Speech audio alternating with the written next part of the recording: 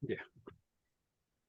Bueno, entonces, buenas tardes. Nos reunimos entonces hoy, 17 de abril del 2023, en nuestro grupo de estudio ADEPAC. Hoy tenemos el gusto de tener con nosotros al doctor Luis Fernando Cardona Suárez, quien muy gentilmente ha aceptado la invitación a este conversatorio alrededor de un segmento del libro de Mal y sufrimiento humano, un acercamiento filosófico a un problema clásico. Eh, les comento un poco acerca de Fernando. Él es doctor en filosofía, con estudios en la Facultad de Filosofía de Múnich. Es decano de la Facultad de Filosofía de la Universidad Javeriana y profesor titular de esa misma facultad. Director del grupo de Filosofía del Dolor.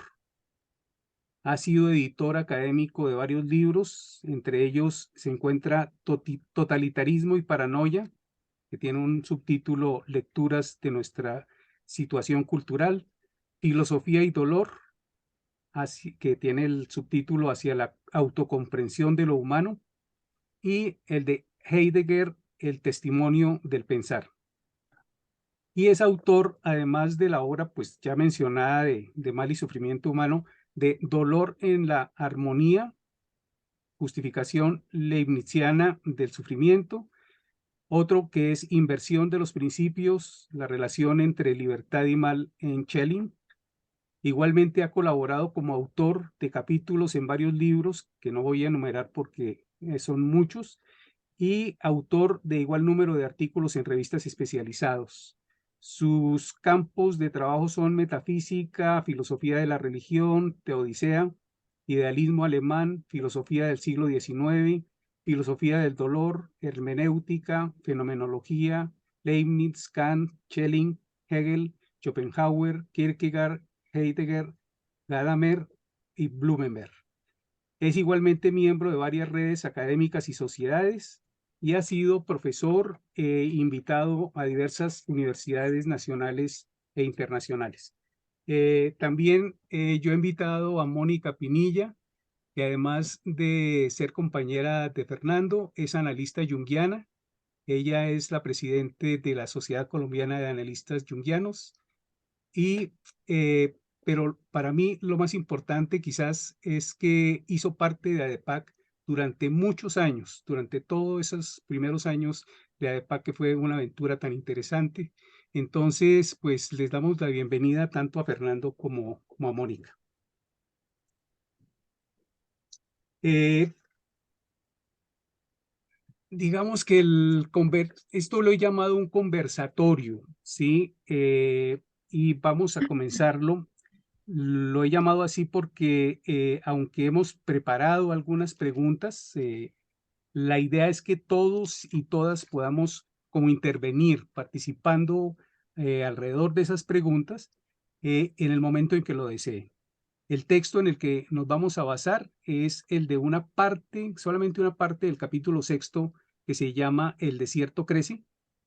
Son reflexiones en torno al problema del mal en Heidegger y a partir del pensamiento junguiano. Ahí yo no sé si le complicamos un poco la vida a Fernando metiendo a Jung, pero yo creo que ahí la compañía de Mónica ha sido como suficientemente nutritiva para conocer a Jung. No, y tiene muchos nexos en lo que vimos nosotros. Entonces le doy la palabra a nuestros compañeros María Marcela Herrera y a Eduardo Rodríguez, que realmente han sido los que más han trabajado el tema desde hace más de 2 sesiones de estos lunes que nos estamos reuniendo cada 15 días. Entonces, María Marcela, tiene la palabra para preguntar.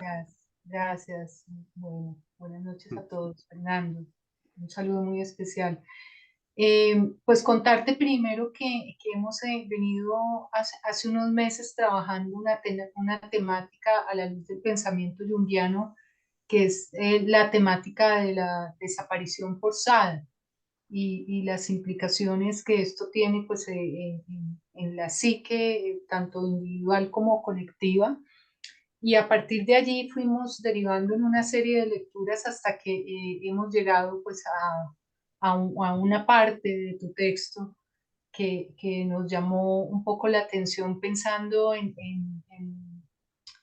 dos aspectos, tal vez, por decirlo esencialmente desde lo junguiano. Uno de ellos es la llamada del desierto y otro es el proceso de individuación como respuesta a esa llamada, pero también como un posible camino frente a la problemática del mal. Entonces, pues quisiera hacerte una pregunta, pero también entiendo que quieres contarnos un poquito cómo llegaste a este trabajo, ¿no? Cómo se fue construyendo este libro. Entonces, tal vez esto que nos querías comentar antes de pasar a la primera pregunta. Ujú. Bien, gracias, Marcela. En primer lugar, quiero agradecer a Juan Carlos la amable invitación para establecer un diálogo y compartir ¿sí? Los trabajos que ustedes están realizando y mis aproximaciones y mi trabajo en torno al problema nuclear ¿sí? Del mal y del sufrimiento humano, a lo cual me he dedicado una buena parte de mi vida académica y investigativa y digamos, profesional. ¿sí? Entonces, agradecer eso, a ese espacio, Juan Carlos. Yo soy un convencido de los espacios que yo llamaría para académicos, que no son espacios formales de la clase, ¿sí? Sino estos espacios de encuentro en diferentes perspectivas que nos permiten lugares de diálogo, ¿sí? Entre las preocupaciones que uno tiene y las preocupaciones compartidas con otros grupos. Esa posibilidad de interacción es una posibilidad del enriquecimiento académico en los problemas realmente cruciales. ¿sí? Entonces, agradecerle, Juan Carlos, eso, la amable invitación que cuando Mónica me comentó Ah, que iba a ocurrir, ¿sí? no dudé Todas cerradas. Ah, ya, ya. no dudé en aceptar la propuesta. Simplemente era coordinar, ¿sí? Coordinar nuestros tiempos y justamente hoy que tuve mi trabajo normal, en la cual me estoy dedicando ahora como decano, sé que era una reunión de profesores, dije, por favor, terminemos pronto, porque necesito poderme tener el espacio vital y el espacio también emocional para podernos encontrar. ¿sí? Bueno, quiero partir en una cosa, en una idea ¿sí? eh, previa a la pregunta digamos, a la preocupación de Marcela sobre la desaparición forzada. ¿sí? Mis reflexiones sobre el mal me llevaron también al problema de la desaparición forzada. ¿sí? Tengo un texto que se los voy a enviar ¿sí? sobre una lectura un poco del caso colombiano en un encuentro internacional que tuvimos hace un par de años ¿sí? en Perú con un grupo de trabajo de la Universidad de Bonn ¿sí? sobre el problema del mal. Y entonces eran las nuevas perspectivas de investigación sobre el mal, ¿sí? En perspectiva latinoamericana. ¿sí? Y ahí hice un trabajo que se los voy a mandar después sobre la desaparición forzada en Colombia. Y justamente cómo lo leería desde la problemática del mal. Quiero enmarcar antes de ubicarme en las preguntas, ¿sí? Lo siguiente. ¿Cuál fue no tanto el rumbo eh, coloquial, sino el rumbo teórico ¿sí? Para llegar al problema del desierto y a la problemática que aquí está en juego en el libro? ¿sí? Fue lo siguiente. ¿sí? Eh, el problema del mal o el mal implica la justificación o la pregunta más básica de por qué hay mal en el orden de la creación, un problema muy clásico. ¿sí? Es un problema que ha estado presente a lo largo de la historia de la filosofía y yo diría a lo largo de mi investigación como filósofo y como académico. ¿sí? Es una pregunta clásica. ¿sí? La pregunta clásica se planteaba en los siguientes términos. ¿sí? Si Deus es un de malo, si hay Dios, si hay un principio ¿sí? de unidad, si hay un principio de bondad absoluta, ¿sí? Suponemos que Dios creó eh, el mundo, suponemos eso, en una tradición judeocristiana, ese es un hecho. Si Deus es, si hay Dios, ¿sí? Un de malo, ¿de dónde se explica el mal entonces? ¿Sí? ¿Cómo puede haber mal, sí, habiendo Dios? Ese es el problema crucial. Me parece que ese problema también está en Jung cuando justamente centra su reflexión sobre el mal en una lectura del libro de Job. ¿Sí? O sea, la presencia de Job es fundamental también ahí, porque la presencia de Job es un texto muy interesante. El libro de Job es muy interesante por el tipo de problema que se plantea. Y el asunto es lo siguiente. ¿m? eh, Dios está contento con sus criaturas, sobre todo cómo han respondido ellas. Y Satanás, ¿sí? Tienta a Dios y le dice, no, pues eso es muy fácil. ¿Sí?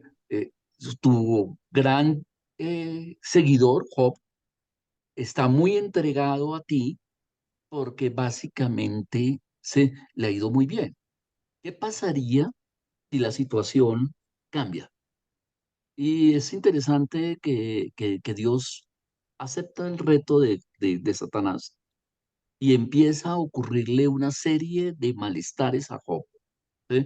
Deterioro de la cosecha, se mueren sus parientes, etcétera, hasta que lo agarra una enfermedad muy grande. ¿Sí? Y todo el esfuerzo es si Job va a doblegarse. Ese problema está en todas partes. ¿Sí? Toda la tradición filosófica clásica supone un principio de unidad, Dios. Hay un único creador, hay Dios. ¿Sí?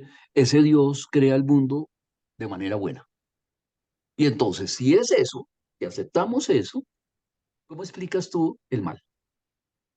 Un de malum, ¿de dónde el mal? ¿De dónde? Si Deus es, si hay Dios, un de malum, ¿de dónde entonces el mal? Toda la tradición clásica se enfrentó a ese problema, ¿sí? Y es cómo a partir de un principio puedes tú entender el apartamiento del principio. Si hay unidad, ¿cómo es posible la diferencia? ¿Sí? Es decir, ese problema también ya se lo había planteado los clásicos griegos, ¿sí? Platón, ¿sí? En particular, en donde empieza a haber una gran discusión. ¿Sí? Y me parece que esa situación se puede llevar al plano existencial también. ¿Sí? No en el plano teórico simplemente, sino al plano existencial.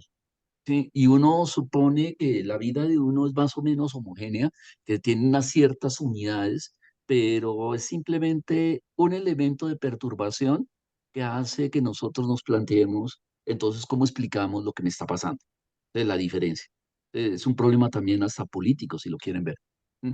Eso inicialmente fue el objeto de mi investigación y surgió en una confrontación que el principio de unidad es teórico, pero la experiencia que tenemos del mal es real, es facticidad. ¿Sí? Es un poco como lo decía de una manera muy clara fenomenológicamente Sartre. ¿Sí? Sartre decía, lo único que rompe una cadencia de argumentos, ¿sí? No es una contradicción argumentativa, sino el dolor de muela. Es muy difícil que uno siga un silogismo, ¿sí? Una cadencia argumentativa con dolor de muela. No se puede uno concentrar. Ahí se quiebra toda la solidez proposicional que tú hagas, ¿sí? En términos de la argumentación. Entonces volvemos al mismo problema.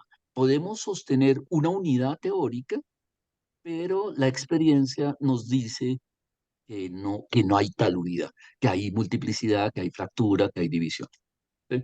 Y entonces, a partir de ahí, ¿sí? Dije cómo abordar el problema del mal, evitando dos cosas. Evitando su excesiva abstracción, es decir, de reducir el problema como un problema de crees en Dios o no crees en Dios. ¿Sí?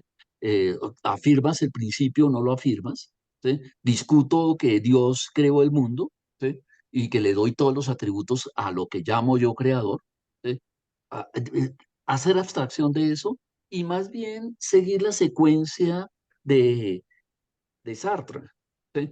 De que nosotros de la inconformidad entre el principio de unidad y el apartamiento de ese principio de unidad se produce por la propia experiencia de la vida, el dolor de muela.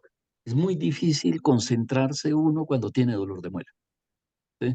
Entonces, quise evitar la abstracción teórica y centrarme en algo que a mi modo de ver, y yo creo que ahí lo compartiría con Jung, ¿sí? Si me permiten, sí, hablando con expertos, ¿sí? Que haga esa extrapolación, es también el gran descubrimiento histórico, cultural, ¿sí? Y vivencial de Jung, que es el siguiente problema. Eh, Nosotros no podemos hacer abstracción de nuestras rupturas más profundas. ¿Sí?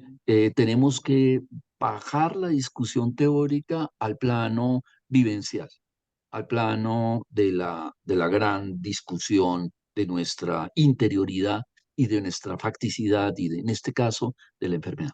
Entonces, esa fue la primera decisión que tomé. La segunda fue más teórica, ¿sí? Porque soy filósofo, ¿sí? Que obedece a lo siguiente. En las reflexiones habituales sobre mal, ¿sí? Se habla de una cadencia lógica que yo propuse y es lo que he venido desarrollando, invertir. Y es la siguiente cadencia. El mal tiene diferentes escenarios y por lo menos hay en la tradición de la reflexión filosófica sobre el mal digamos, dos corrientes muy claras. Aceptas un principio de unidad que se contradice con la vivencia del mal, lo que le pasa a Job, ¿sí? O tratas de explicar lo que le pasa a Job justificando lo que le ocurre. En el libro de Job, ¿sí? Job no reniega de Dios, ¿sí? Al contrario, ¿sí? Al contrario, está aclamando a Dios, no está renegando de Dios. Y los amigos de Job, ¿sí? Vía tentación, lo quieren llevar a una lógica argumentativa que es la siguiente. A ti te pasa lo que te pasa, ¿sí? Por algo. Lo que te pasa no puede ser gratuito. Si a ti te está afectando esa enfermedad tan dura que tienes, es porque realmente debiste haber hecho algo inmoral. Esa es una lógica muy tentadora para caer en la argumentación del problema del mal. Es que el mal parece ser aceptable si es justificable. Si no es justificable, tenemos un problema. Y es que o caemos en el maniqueísmo, ¿sí? Que es la gran problema que uno dice, está bien, entonces no aceptemos a Dios, un Dios, sino que aceptamos que hay dos dioses, ¿sí? El Dios bueno y el Dios malo, ¿sí? Entonces tenemos que aceptar que hay una posición maniquea. La posición maniquea es muy frecuente, ¿sí? Históricamente en la historia de la filosofía y es una salida fácil. No suponga usted entonces que el principio de unidad es uno, sino que hay dos principios de unidad, uno bueno y uno malo. ¿Eh? Y entonces a veces le va bien a uno cuando todo va bien con el bien y a veces le va mal, ¿sí? Porque hay una potencia maligna, ¿sí? Que está atentándonos constantemente. El maniqueísmo es una solución muy clara, ha sido una tentación para la historia de Occidente, en concreto para la vida del cristianismo. ¿Sí? Permanentemente el problema del maniqueísmo y siempre hablamos de que hay una posición maniquea, etcétera, y que hay un bien, un principio bueno y un principio malo, y que el mal es un principio. ¿Sí? Eh, yo creo que no es sostenible esa formulación o eso nos lleva a otros problemas muy complicados que después podríamos hablar sobre el maniqueísmo, ¿sí? Pero quise evitar también esa caída en el maniqueísmo y la forma de evitarla era evitando la justificación.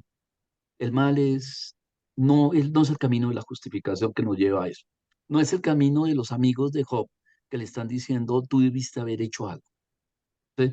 Hay que evitar esa deducción de que el mal es consecuencia de algo que hicimos. ¿Y qué pasa si no es consecuencia de algo que hicimos?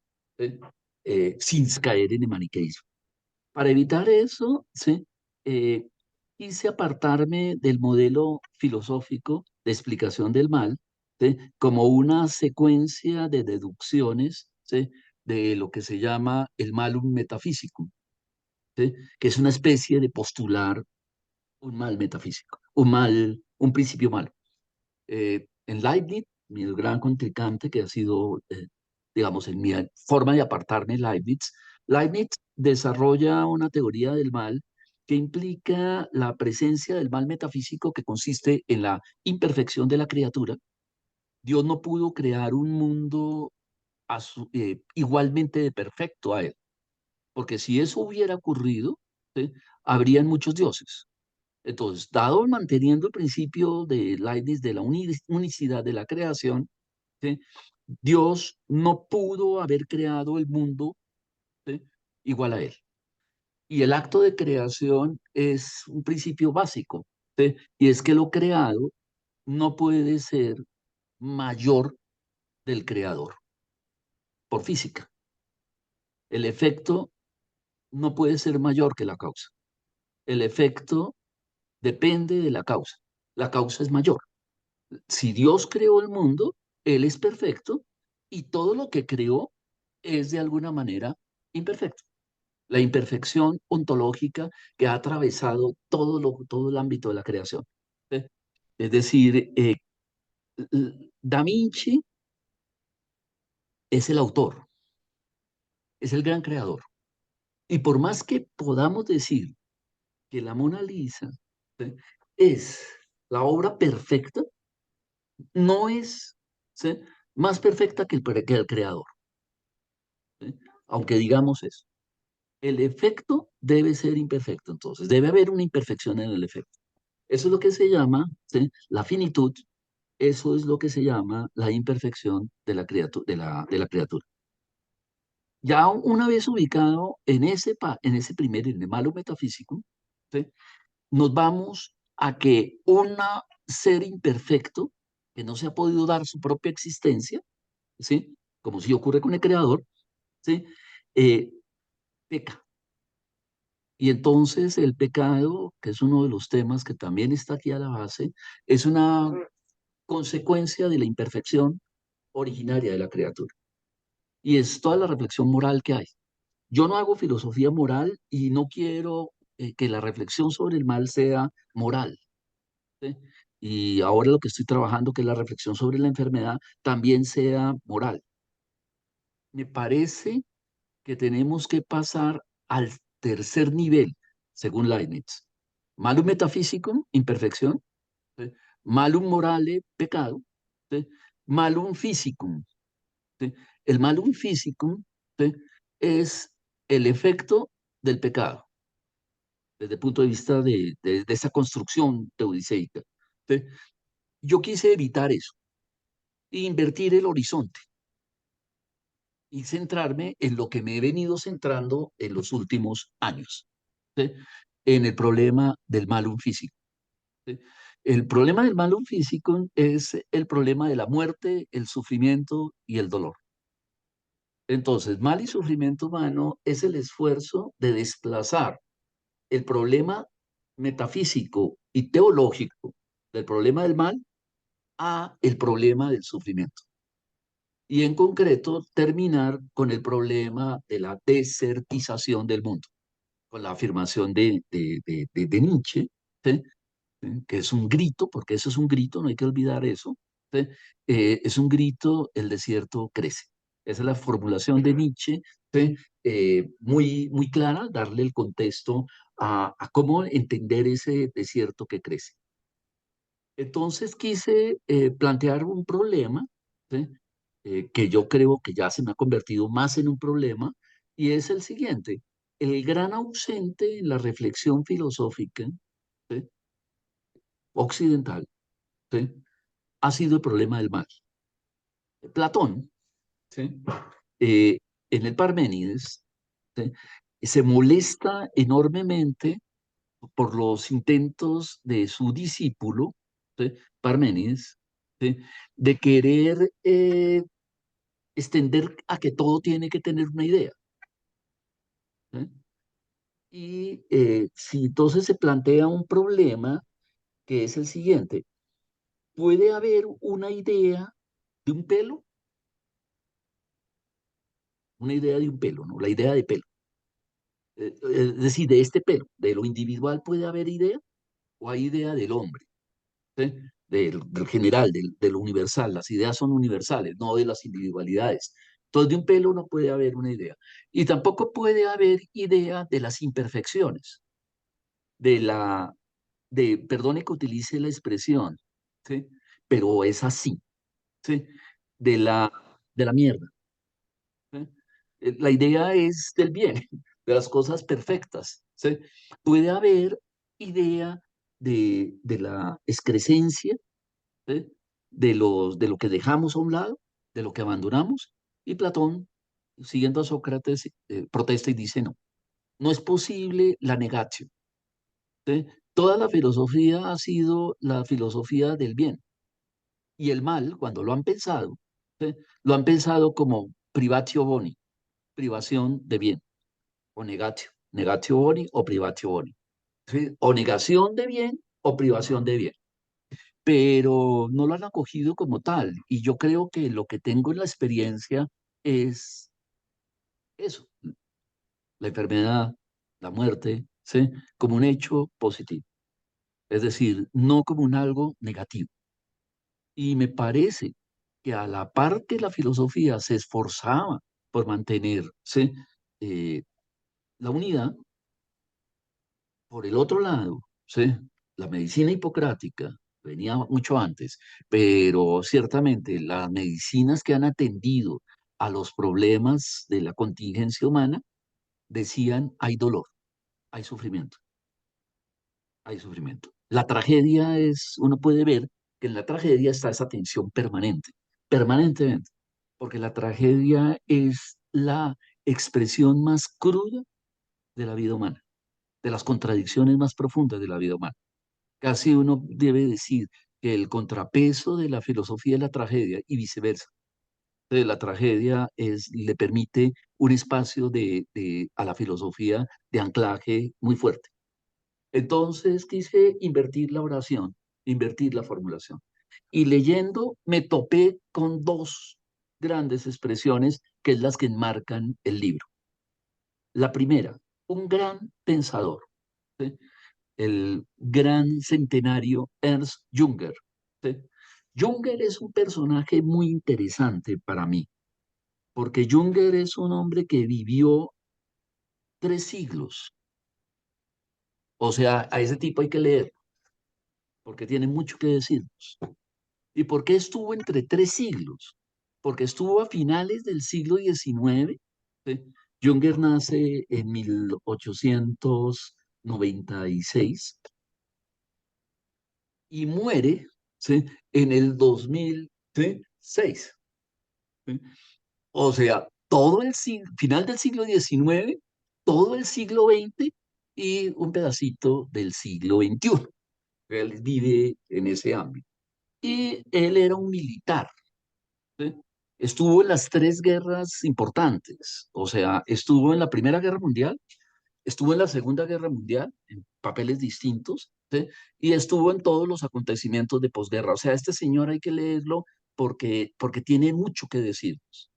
Y muy temprano, después de su experiencia en la trinchera, ¿sí? Eh, la Primera Guerra Mundial, ¿sí? Empieza una serie de reflexiones sobre el dolor y escribe un texto, ¿sí? Que para mí es el texto más importante sobre el dolor, ¿sí? Escrito, ¿sí? En 1932, ¿sí? Que es el ensayo sobre el dolor. Es un pequeño ensayo, ¿sí? Que está colocando lo que para mí es la clave de la reflexión filosófica que podemos hacer hoy. Cito a Jünger. Está, de hecho, como epígrafe del libro. Abriendo el libro, es decir, y yo consideraría que mi libro es de alguna manera una lectura permanente, ¿sí? de esta cita de Junger, ¿sí? Y posteriormente de una cita de Heidegger. La cita es la siguiente. El dolor es una de esas llaves con que abrimos las puertas no solo de lo más íntimo, sino a la vez, ¿sí?, del mundo. El dolor es una llave. El dolor tiene la característica, o el sufrimiento tiene la característica de indicar algo de nosotros mismos, íntimo, lo más profundo, ¿sí? En ese sentido es muestra tu dolor. Dime qué te está perturbando, ¿sí? Que el dolor hable es muy importante para todo, ¿sí? Y cuando el dolor no habla, tenemos ahí un problema complicadísimo. No solo de ti, sino a la vez del mundo. Nos dice algo también del mundo. Un mundo que permite que ocurran desapariciones, ¿sí?, que haya dolores como los que estamos viviendo, pues es un mundo que tiene algún problemita, ¿sí? Cuando nos acercamos al punto, a los puntos en los que el ser humano se muestra a la altura del dolor, esto lo está diciendo un hombre que tuvo la experiencia de la trinchera. Cuando nos acercamos a ese momento en el cual el ser humano está elevado a la altura del dolor o superior a él, como él lo va a decir, es un guerrero, ¿sí?, o superior a él, logramos acceder a las fuentes de que emana su poder y al secreto que se esconde tras su dominio, ¿sí?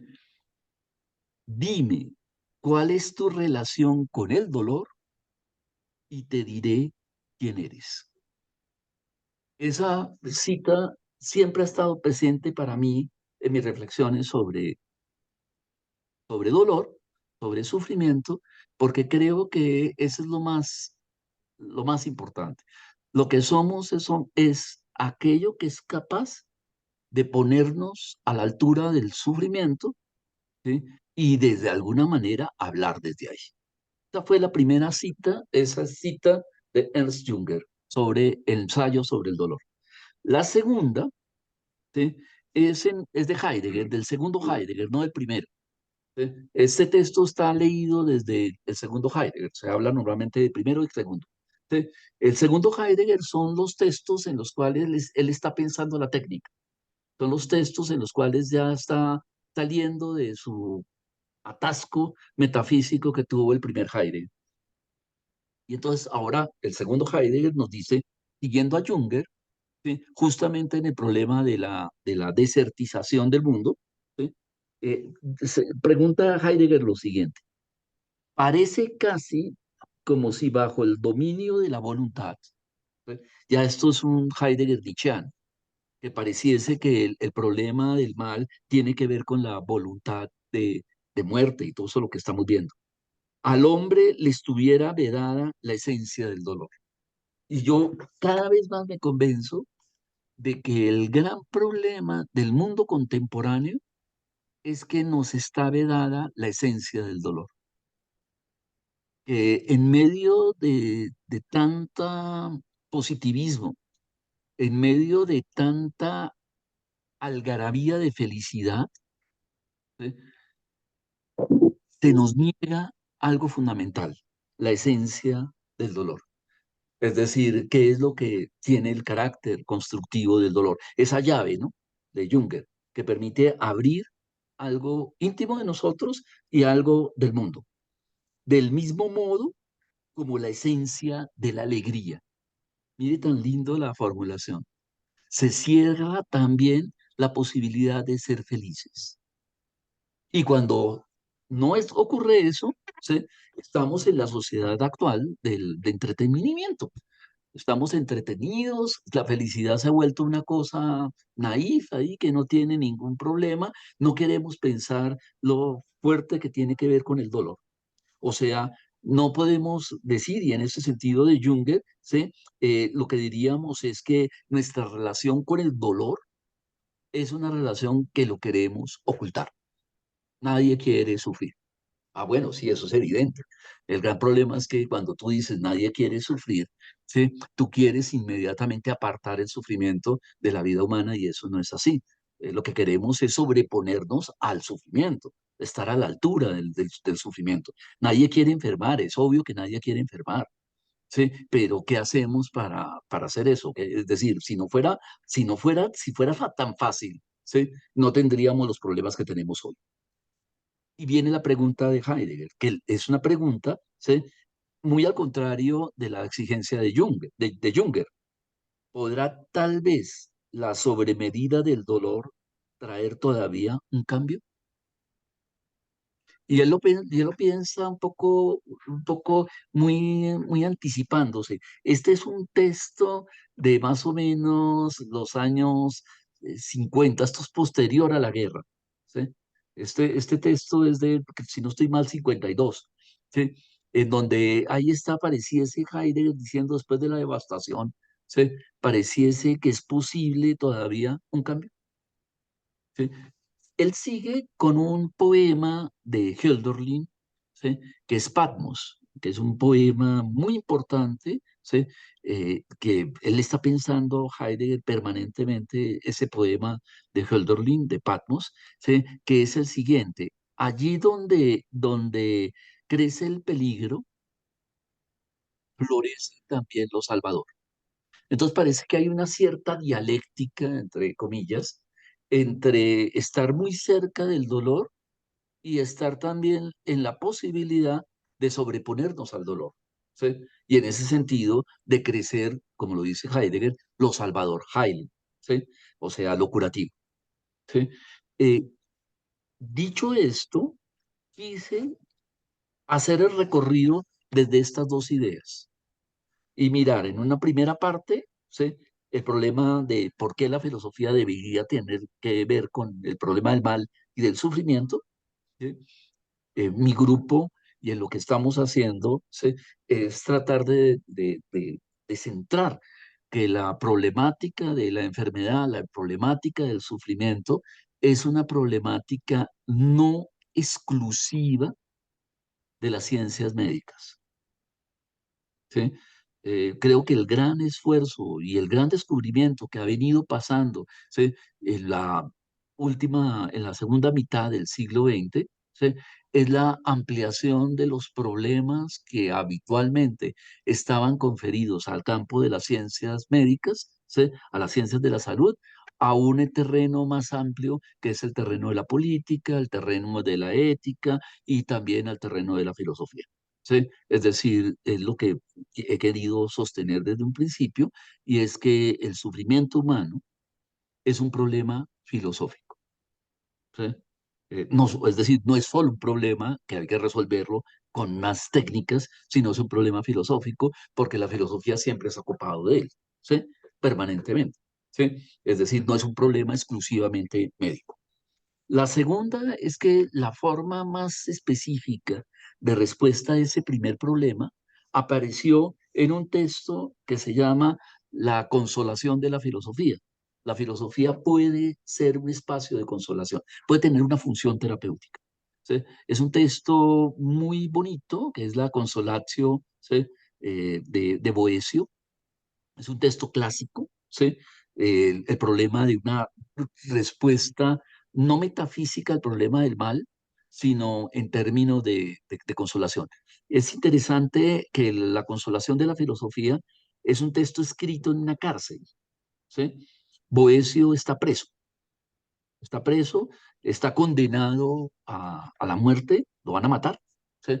La acusación de Boecio es traición, por traidor lo van a matar, ¿sí?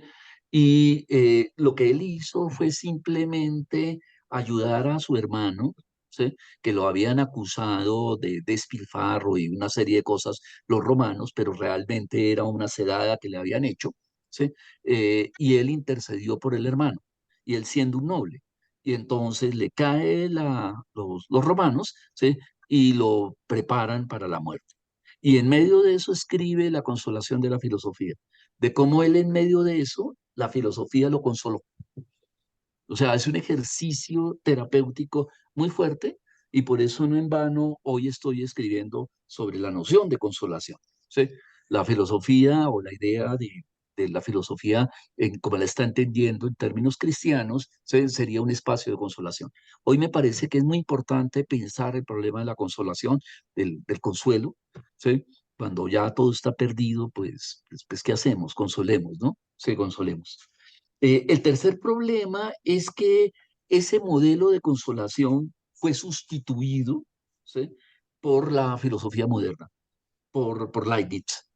Y Leibniz le comió cuento, ¿sí?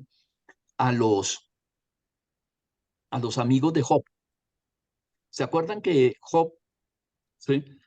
eh, es creyente? Job no va a renunciar, no va a poner en entredicho a Dios, pero los amigos sí. Los amigos le meten la cabeza, ¿sí? La idea en la cabeza al pobre Job de que si le pasa lo que le pasa es por algo, ¿sí? O sea, lo quieren llevar al terreno de la justificación. Leibniz construye un gran problema, que es lo que les acaba de decir del modelo de justificación. Pero la gran revolución de ese modelo falla, ¿sí? Por un hecho muy claro, ¿sí? La Teodicea fue escrita en 1710, ¿sí? La tesis central de la Teodicea es que este es el mejor de los mundos posibles. Y en el mejor de los mundos posibles, ¿sí? Eh, el mal está previsto para la salvación de Dios. Entonces, de alguna manera, es parte de la creación. Está dentro de esa estructura. Leibniz es un gran filósofo, ¿sí? Y va a estructurar muy fuertemente su sistema en esa idea. Después, ¿sí? En 1755, ¿sí? O sea, básicamente un par de años más, 45 años más, ¿sí? Viene el terremoto de Lisboa. Y el terremoto de Lisboa acabó con la idea optimista de decir que este es el mejor de los mundos posibles.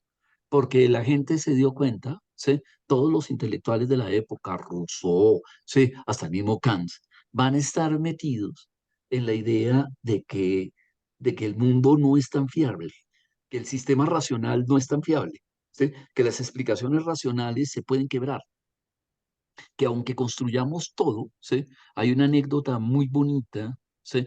Es que Goethe joven, Goethe niño, ¿sí?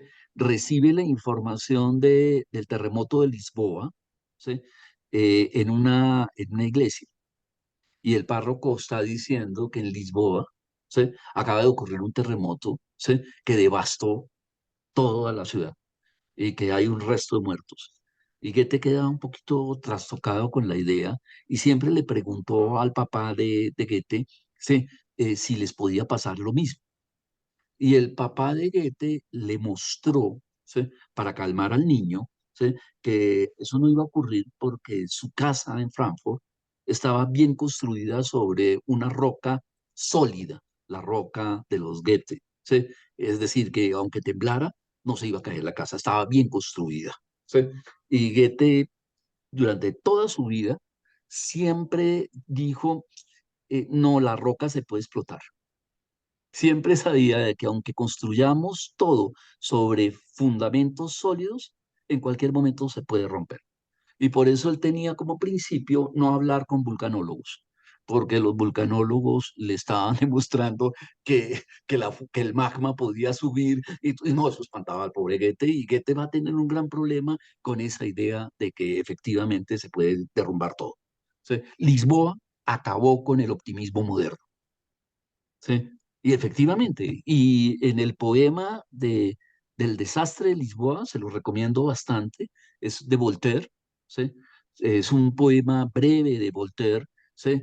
Que es sobre las víctimas en el terremoto de Lisboa. Es el primer filósofo que dice que hay que mirar las víctimas, porque él está mirando en las víctimas.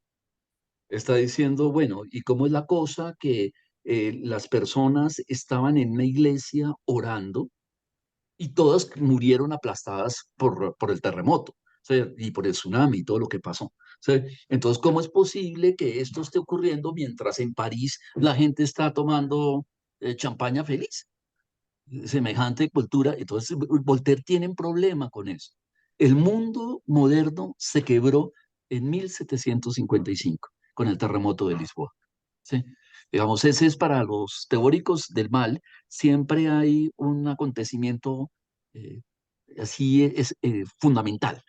Ese acontecimiento fundamental fue el terremoto de Lisboa. Entonces, después vino, ¿sí? Me metí al problema de qué pasa si explicamos esto no por el terremoto, sino con la tesis más fuerte. Y es que no hay que ir tanto afuera, sino hacia adentro. Y empezó a aparecer Kant, ¿sí? Con una idea muy interesante de Kant, ¿sí? Que es la perversidad humana. Verkehrung der Prinzipien, la inversión de los principios. Es decir, ¿qué pasa si el orden del bien y el mal se invierte por un acto de libertad? Es el gran problema que después Sartre también va a formular. Para Sartre, la libertad es una condena. Ser libre es lo peor que nos ha podido pasar, porque tenemos que ser dueños de nuestras propias acciones, para bien o para mal, ¿sí? Y entonces eso se centra en la reflexión del idealismo alemán sobre la inversión de los principios, de la cual yo creo, ¿sí?, que un Jung es muy heredero. ¿Sí? Es decir, yo creo que ahí es donde Jung está viviendo ciertas cosas, ¿sí? Pero fundamentalmente en los efectos posteriores de la tesis de la perversidad humana, porque la tesis de Kant es la siguiente: el hombre es bueno, Rousseau, el hombre es bueno por naturaleza y la sociedad lo corrompe. Hasta ahí va, va Rousseau. Kant dice, el hombre es bueno, pero en él se anida el mal radical, es la tesis del mal radical. El mal está de raíz en la interioridad humana. O sea, no en Dios, no en el terremoto, sino que ahora el terremoto soy yo. ¿Sí? O sea, lo que espantaba a Goethe, Kant lo va a poner ahí. Es decir, existe el mal radical. A partir de esa tesis del más radical, la filosofía contemporánea y sobre todo a partir de Hannah Arendt, ¿sí?, va a radicalizar el problema y va a decir, ¿sí?, en un libro muy importante que se llama Eichmann en Jerusalén, ¿sí?, que es la visita que hace Hannah Arendt al juicio que le hacen a Eichmann en Jerusalén. ¿Sí? Eichmann en Jerusalén, ¿sí?, lo quieren condenar, ¿sí?, y quieren condenar a un monstruo, y a un monstruo bien, bien configurado. Y Eichmann rompe la formulación cuando él les dice en el tribunal: yo soy un buen kantiano, yo todo lo hice por deber. O sea, yo no obré mal porque quería ser malo, sino al contrario, yo obré por deber, y un militar obra por deber. Y si un militar obra por deber, ¿sí?, a mí no me pueden juzgar. A mí no me pueden juzgar, es más, me tienen que premiar. Yo soy un buen militar. Yo soy un buen militar. Las circunstancias son lo que quieren llevar, etc. Y Arendt intuye que en la formulación de Eichmann hay una banalización del mal, que hubiera sido muy bueno si hubiéramos configurado a Eichmann como un monstruo, como la encarnación del diablo, porque así nos explicaría el problema de que efectivamente el mal, ¿sí?, de, de, de, de Auschwitz fue provocado por un monstruo. Y nosotros casi siempre pensamos que el que hace el mal es como una especie de monstruo. ¿Y qué tal si no es un monstruo, sino que es una persona como usted y como yo? Es decir, se nos enreda el problema, se nos complica la solución. Y a mí me parece que la tesis de Kant, del mal radical, abrió las puertas para un desmonte radical del optimismo, ¿sí? Y sobre todo de cualquier intento optimista, ¿sí?, de resolver los problemas humanos y diciendo, no, es que todo es un problema de lo que le acabo de decir. ¿Eso en dónde ocurrió? Justamente en el poema que les acabo de decir de Lisboa, ¿sí? Por eso coloco atender a las víctimas, que es el paso 5. Y una vez llegó ese problema de Eichmann, ¿sí? Me planteo el problema de cómo medir esto que está ocurriendo después de la Segunda Guerra Mundial, ¿sí? Y sobre todo en el mundo actual, en el mundo contemporáneo. Y es el origen de algo que coloco, y es que tenemos que aprender a escuchar, ¿sí? Junger, ¿sí? Lo que llamo como la ferocidad extrema.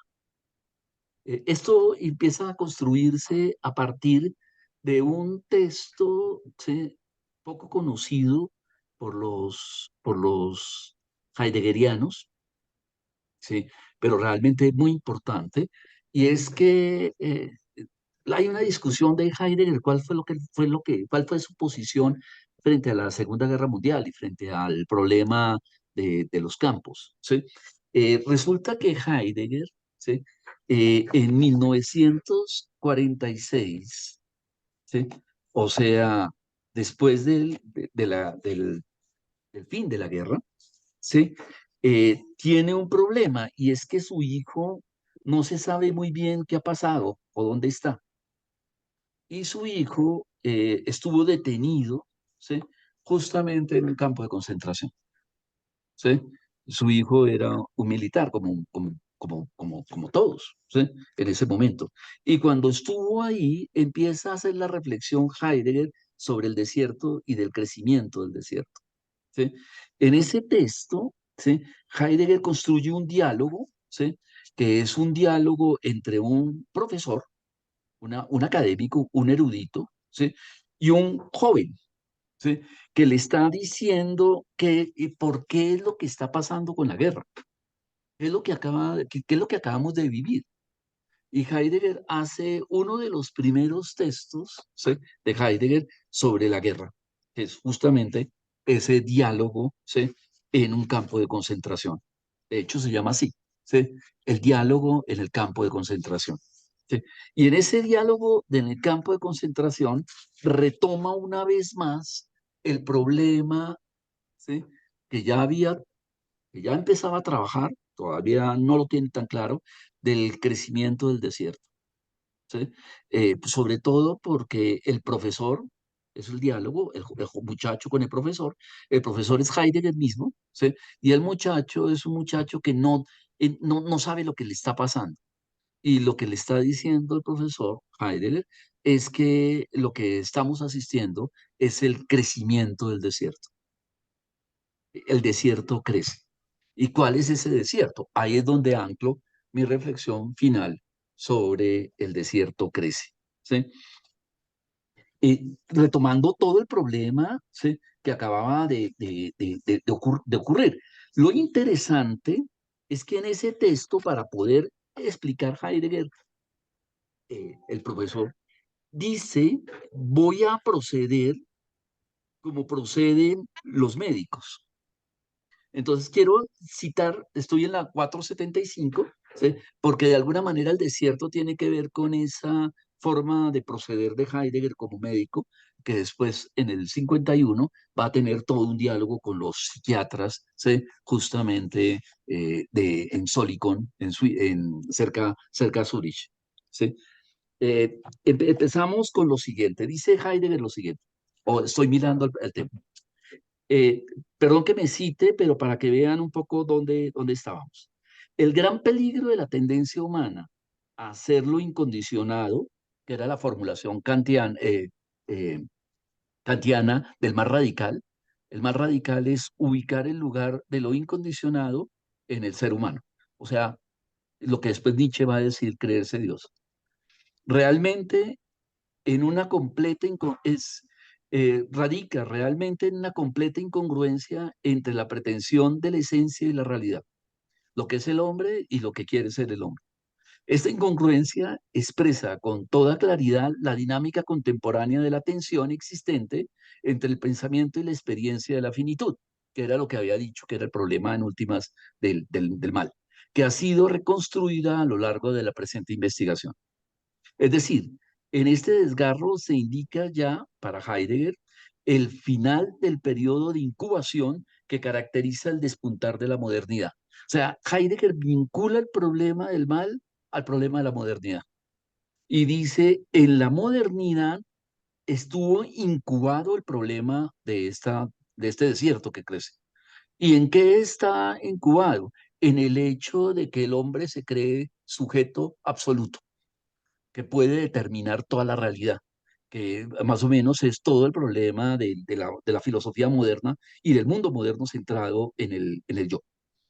Es decir, en este desgarro se indica ya para Heidegger el final del periodo de la incubación. Es decir, la enfermedad descrita aquí, ¿sí?, se refracta en la herida del mal.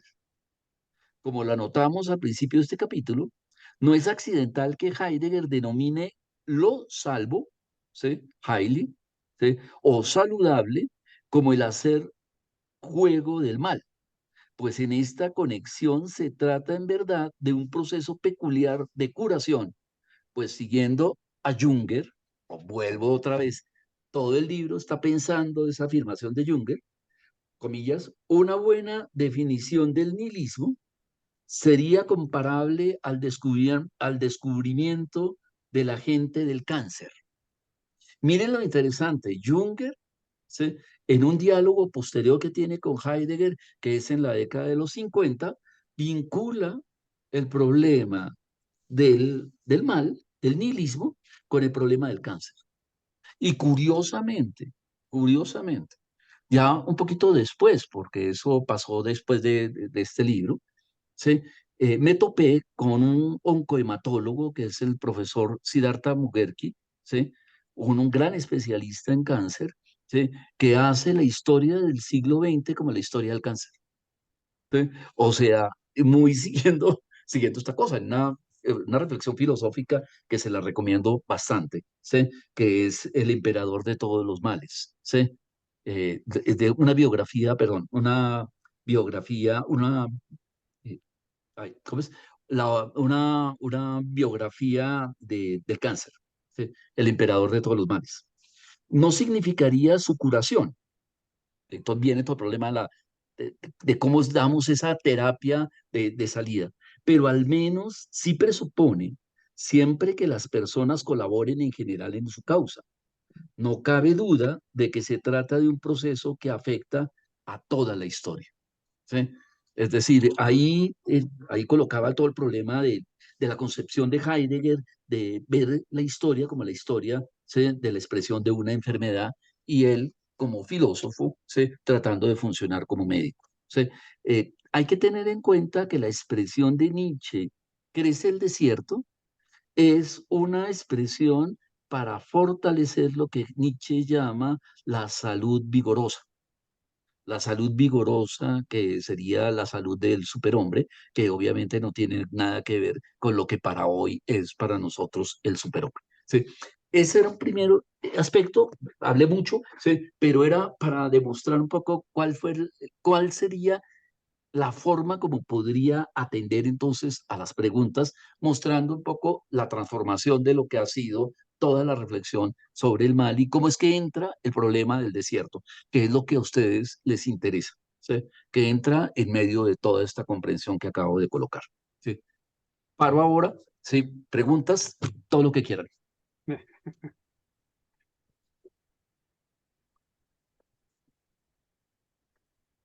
Marcela, tenías la palabra y continúas teniéndola. Sí, bueno, creo que de pronto esto, después de lo que hemos escuchado, Ujú. podríamos replantear las preguntas. Sí, señora, porque ya en parte Claramente. ya respondió varias de las preguntas. En Sí. parte muchas ya respondidas, pero sin embargo creo que hay unas en las que nos Mm, interesaría más bien ahondar, Ok. y ujú, es pensando en la primera pregunta, sí, de afirmar que el incremento del mal es una condición necesaria para que emerja lo salvador. ¿No? Y que ya nos hablaste un poco de esto, pero cómo llevar al extremo la devastación puede permitir emerger eso salvador. ¿Cómo, Sí, cómo podemos ahondar en esta afirmación? yo creo que es una situación paradójica, pero en general la vida humana es paradójica. O sea, nosotros pensaríamos que el incremento del mal, que es todo el problema de la devastación, ese concepto de devastación que es el problema del nihilismo, eh, nos debería conducir a nosotros a más nihilismo, ¿eh? Y a hundirnos en el mal. Y yo creo que no es así. Yo creo que ese pensamiento hay que pensarlo, porque me parece que esa es una formulación un poco maniquea que separaría el mal y la posibilidad de la salvación. Pongo dos ejemplos importantes. El primero ciertamente tiene que ver con Dante. ¿Eh? Es quien nos enseñó bien esto es Dante en el sentido de que mostró claramente en la Divina Comedia, ¿sí?, que el paso hacia el cielo solo es vía, ¿sí?, de una penetración en los 7 niveles del infierno. ¿Sí? Es decir, no es cierto que lo que pasa es que hay que ahondar, no malignamente, por decirlo así, en el espacio del infierno, sino que hay que abordar pudiéndolo escuchar, pudiendo tener la forma de la transformación. ¿Sí? Eso me parece que resulta inclusive no teórico, sino práctico. ¿Sí? Y uno lo ve claramente. Uno lo ve como alguien que ha estado muy cerca de los procesos de ahondamiento más fuerte, de su descubrimiento de pérdida de sentido, etcétera, ¿sí?, puede salir adelante. ¿Sí? Pienso, por ejemplo, claramente en los trabajos de Víctor Frank. ¿Sí? Frank mismo es expresión de eso, ¿no? Es decir, la experiencia del campo de concentración y del sufrimiento tan fuerte que experimenta Víctor Frank, ¿sí?, no lo lleva a la desesperación, sino lo lleva justamente a que ahondar reflexivamente sobre eso, terapéuticamente, puede salir de ahí y puede ser el espacio de la salvación. El otro ejemplo es algo que ya está muy claro desde Hipócrates. Eso nos parece a nosotros muy raro, pero Hipócrates, sí, o el corpus hipocrático más bien, porque es claro que Hipócrates es una unidad editorial, porque ahí hay muchas tradiciones distintas, pero en el corpus hipocrático se enfatizaba claramente el carácter ambiguo del fármaco. El fármaco tiene un carácter ambiguo. El fármaco es veneno, ¿sí?, pero también cura. ¿Cómo es posible que un veneno pueda curar? Es un gran problema que alguien diría, no, no, no, el veneno mata y lo que debe curar no puede ser algo que esté en ese ámbito. Sí, sí, sí, claro que sí. El veneno, y los griegos lo sabían muy claramente, el veneno, ¿sí?, puede matar. Es más, no conocían otra forma de curar que justamente con veneno. Pero todo depende de qué, de la dosis adecuada y del momento adecuado. ¿Sí? Es decir, el cambio depende de intensidad, me parece, y de la posibilidad de cambiar esa intensidad. Entonces, no creo que sea contradictorio sostener, ¿sí?, que allí donde hay peligro y donde el peligro es extremo, que ese es el poema de Patmos, ¿sí?, de Hölderlin, ¿sí?, allí donde el peligro es extremo, ¿sí?, florece lo salvador, florece lo salvador. Es decir, ¿y cómo florece lo salvador? De alguna manera como una metabolía, con una, digamos, una cierta adecuada proporción. Y tú como médica sabes que todo depende así, es decir, realmente el ejercicio médico tuyo depende del manejo de la prudencia, de la dosificación adecuada. Y eso que nos suena a nosotros muy contemporáneo es Hipócrates. En el contexto está, Sí. Cierto, está esta perdóname un estructura. segundito. Sí. Eduardo está pidiendo la palabra. Eduardo. Es con relación a lo que estás hablando, Fernando, un poco la primera pregunta, casi que va amarrar a las dos primeras preguntas, y que tiene que ver con eso que estás planteando del acrecentamiento del mal, pero, sino que cuando leíamos eso decíamos, oiga, pero si yo tomo esa afirmación de una manera literal, es una afirmación devastadora, ¿cierto? Porque quiere decir que debemos hundirnos en la maldad, en el asesinato, en la desaparición, para poder salir adelante.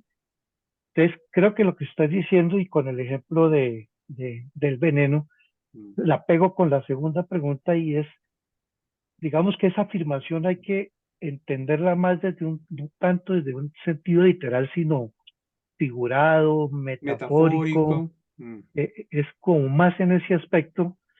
Y lo que dice John es que nos falta imaginación para el mal. Si no somos capaces de pensar el mal, de imaginarlo en nosotros, pues no vamos a reconocerlo y lo vamos a Exacto, seguir exacto. produciendo en el afuera. Entonces, nos Yo, yo, parecía, yo, sí, sí, sí, sigue, sí. yo diría, estoy de acuerdo, es decir, no estoy haciendo una provocación a que salgamos a incrementar el mal, matando a la gente y toda esa cosa, y entre más Sí, ocurra, claro. no. No es eso, es efectivamente a que cambiemos nuestra mirada.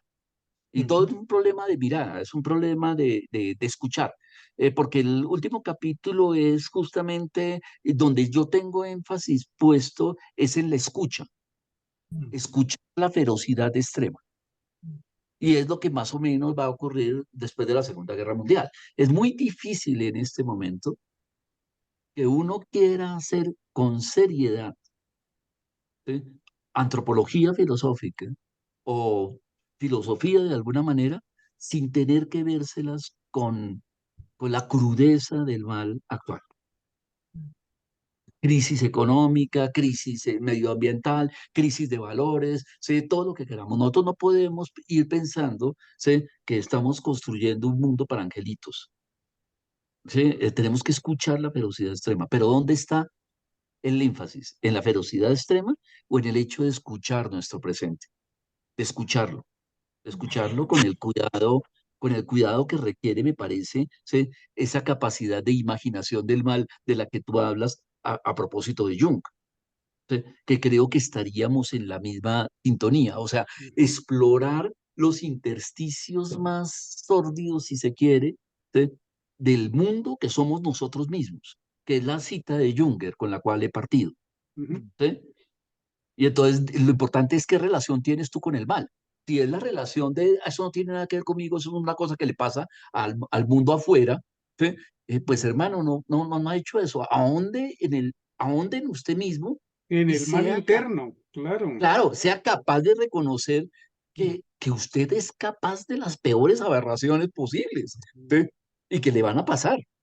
Pero, bueno, entonces usted, y a mí me llama la atención, y habría que hacer un poco ese diálogo de lo que pasa con el libro rojo, porque es que en el libro rojo hay una exploración digamos, de la profundidad del alma humana, ¿sí?, sin, sin, sin, ¿cómo lo diríamos? Sin recato.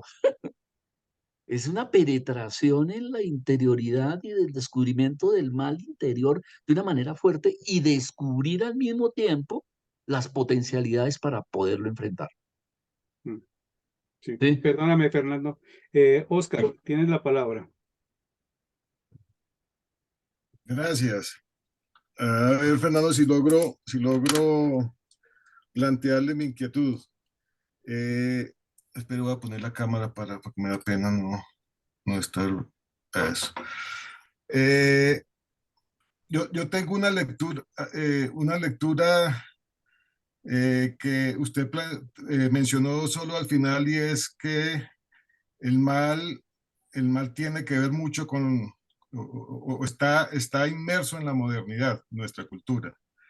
Sí. Quisiera arrancar diciendo que deberíamos tener cuidado con equiparar sufrimiento con mal. Creo que sufrimiento y mal no necesariamente son sinónimos. Creo que el que sufre el mal, el sufrimiento, perdón, eh, no necesariamente está imbuido en el mal. El mal estaría más en el que ejecuta, el que hace el mal. Y yo Ujú. tengo la tesis que nosotros, sin excusarnos como individuos, somos pacientes del mal en la medida en que es la cultura la que nos hizo, si hay mal en nosotros, creo que es la cultura la que nos hizo malos. Y ahí yo apelaría a otra cosa, y es que el mal, ya hablando de un mal ontológico, pues yo me quedo callado porque es muy difícil decir algo al respecto. Yo estaría hablando de un mal histórico, o sea, el mal que nos compete a nosotros hoy en el siglo XXI. Entonces, la idea va a que a que la cultura nuestra, voy a citar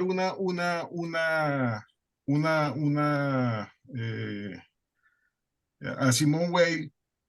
Ella habla de la gracia y la desgracia.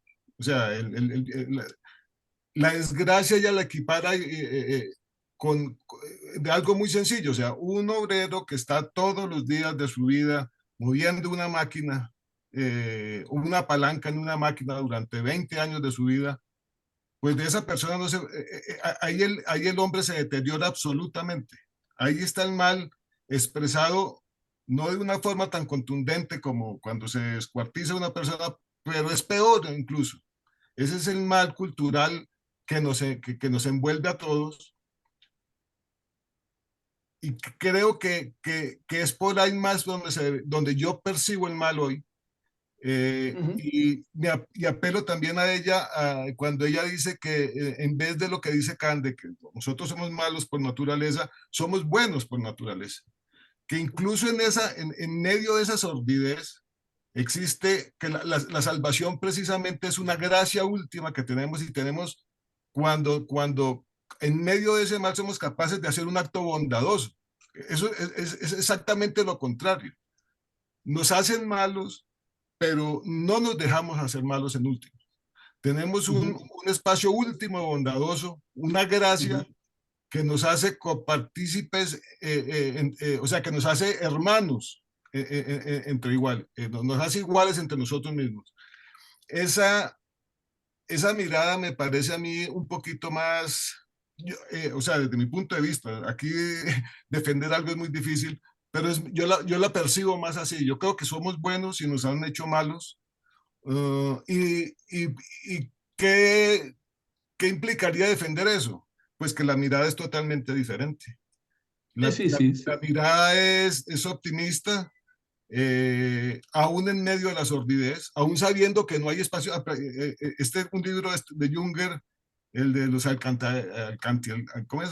No me acuerdo, creo que era alcantilados de mármol, algo así, no sé si Los usted acantilados de mármol, sí. eso, donde él dice que vayamos donde vayamos, no encontramos un espacio donde ya esta cultura haya corrompido cualquier espacio, ya hasta la estratosfera, ya no podemos ir a ningún lado, porque ya estamos absolutamente cobijados por ese mal cultural en el que nos tocó vivir. Entonces, no sé, algún comentario quisiera oír al respecto de eso. Sí, sí, gracias, sí, Oscar. Sí, yo creo que uno de los puntos importantes, yo creo que hay varios caminos que uno puede seguir.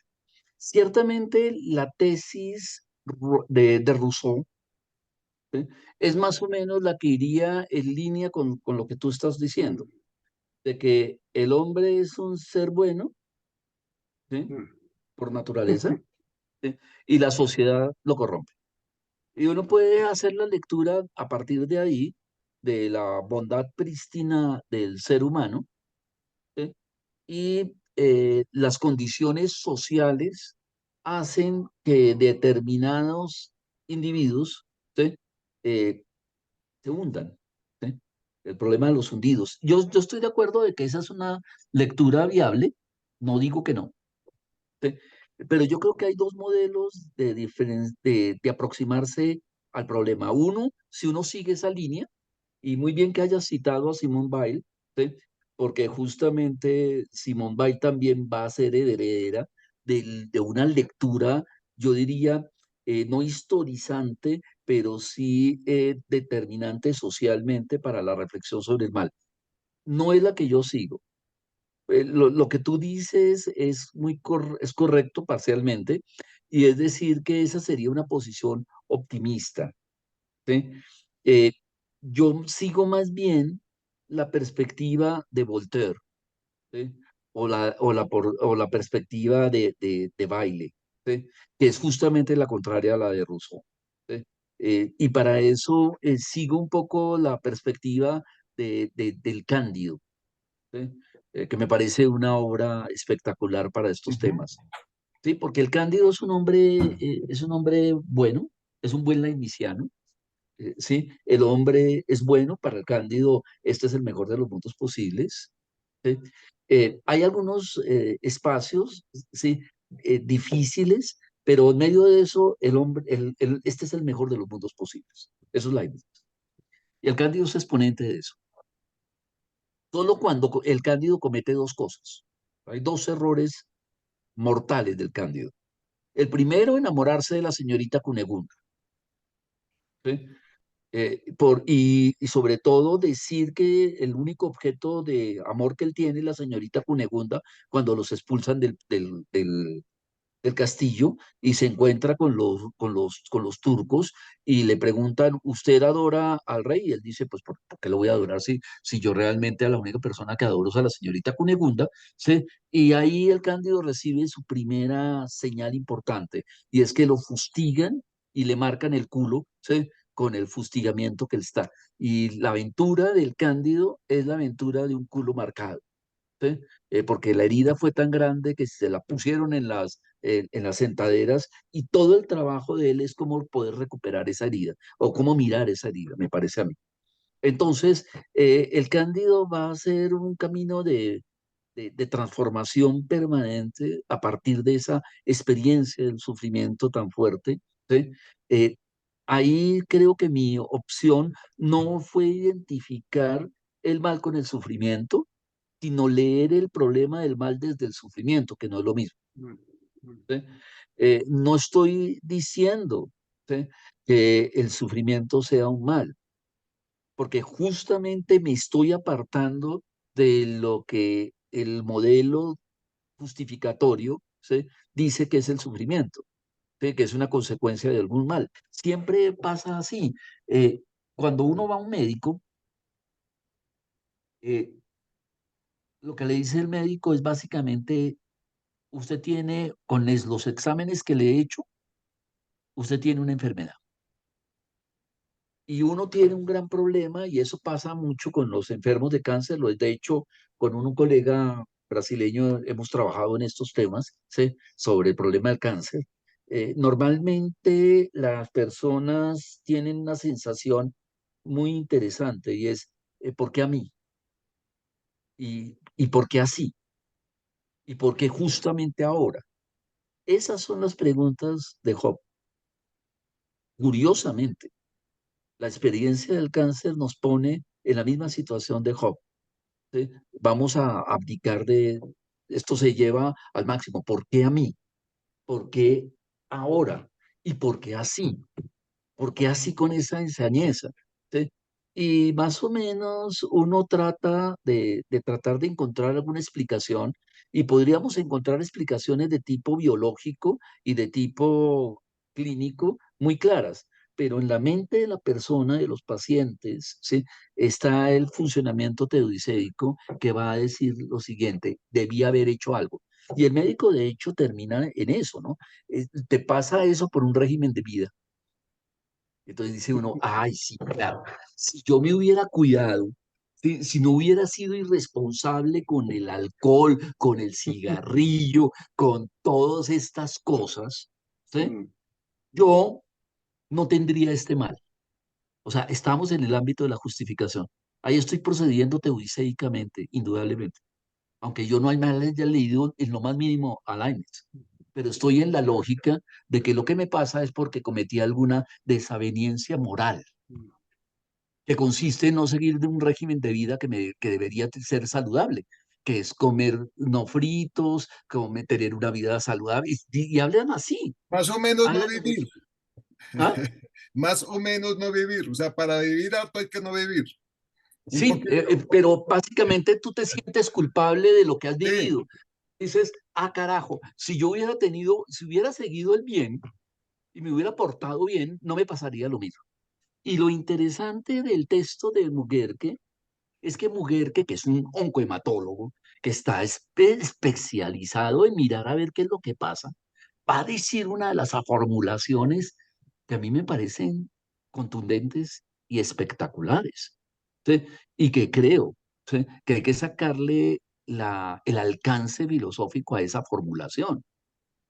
El mal, el emperador de todos los males, el libro se llama Una biografía del cáncer, una biografía del cáncer, el emperador de todos los males.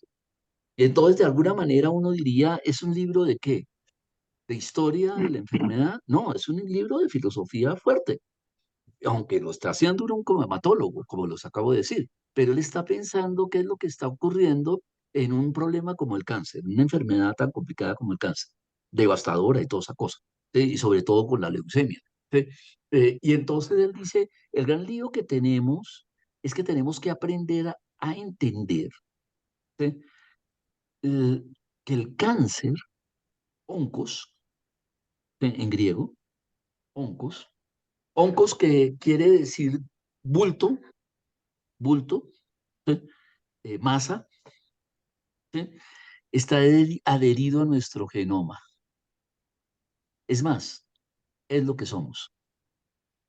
Y ahí termina el libro, con una formulación contundente, porque más o menos lo que va a decir es que eh, el cáncer está adherido al genoma. Lo pone de una manera muy bonita, y es que dice, si rastreamos el término sánscrito, ¿sí?, de donde viene el término griego oncos, nos entendemos que no es un objeto, sino que es una forma verbal, ¿sí?, muy interesante, que consiste en qué es lo que llevamos, no el bulto que cargamos. ¿Sí? Eso es básico para tumores, para cánceres sólidos, pero en el cáncer líquido, que es el que examina él, que es la leucemia, ¿sí?, sabemos, ¿sí?, que no hay un bulto en sentido estricto del término.